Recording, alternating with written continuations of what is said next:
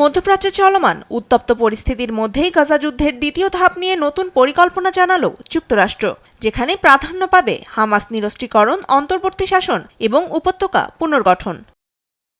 মার্কিন president Donald ট্রাম্পের মধ্যপ্রাচ্য বিষয়ক বিশেষ দূত স্টিভ উইটকফ জানান, গাজায় যুদ্ধ অবসানে ওয়াশিংটনের প্রস্তাবিত পরিকল্পনার দ্বিতীয় ধাপ আনুষ্ঠানিকভাবে শুরুর ঘোষণা দিয়েছেন মার্কিন প্রেসিডেন্ট।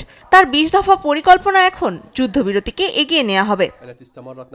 উইটকফ আরও জানান, হামাস তাদের সব প্রতিশ্রুতি পুরোপুরি বাস্তবায়ন করবে বলে আশা করছে যুক্তরাষ্ট্র। তবে এ ঘোষণার তাৎক্ষণিক আনুষ্ঠানিক প্রতিক্রিয়া জানায়নি ফিলিস্তিনের এই সংগঠনটি।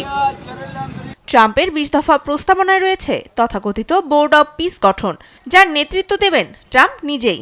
সেই সঙ্গে ভূখণ্ডের নিরাপত্তা তদারকিতে আন্তর্জাতিক স্থিতিশীলতা বাহিনী মোতায়েন। তবে দ্বিতীয় দফার কার্যকারিতা নিয়ে প্রশ্ন তুলেছেন অনেকে। পুরো প্রক্রিয়া ইসরায়েলের পক্ষে ঝুঁকে আছে এবং ফিলিস্তিনিদের অধিকার ও স্বাধীনতার বিষয়টি উপেক্ষিত বলে অভিযোগ নানা মহলের। দ্বিতীয় দফা এগিয়ে নেওয়ার ঘোষণায় স্বাগত জানিয়েছে কাতার, তুরস্ক ও মিশর। এর মাধ্যমে দ্বিতীয় ধাপ বাস্তবায়নের পথ সুগম হবে মনে করে দেশগুলো। তবে অবাধ সহায়তা প্রবেশের জন্য ইসরায়েলের প্রতি নতুন করে আহ্বান জানিয়েছে জাতিসংঘ। গেল বছরের 3 অক্টোবর ভঙ্গুর যুদ্ধবিরতি শুরু হলেও দুর্দশা কমেনি গাজাবাসীর। যুদ্ধবিরতির স্থায়িত্ব এবং ফিলিস্তিনিদের ভবিষ্যৎ নিয়ে রয়ে গেছে অনেক প্রশ্ন। তনিমা ইসলাম, নিউজ ডেস্ক, দেশ টিভি। الناس كنا مبسوطين انه بدنا نيجي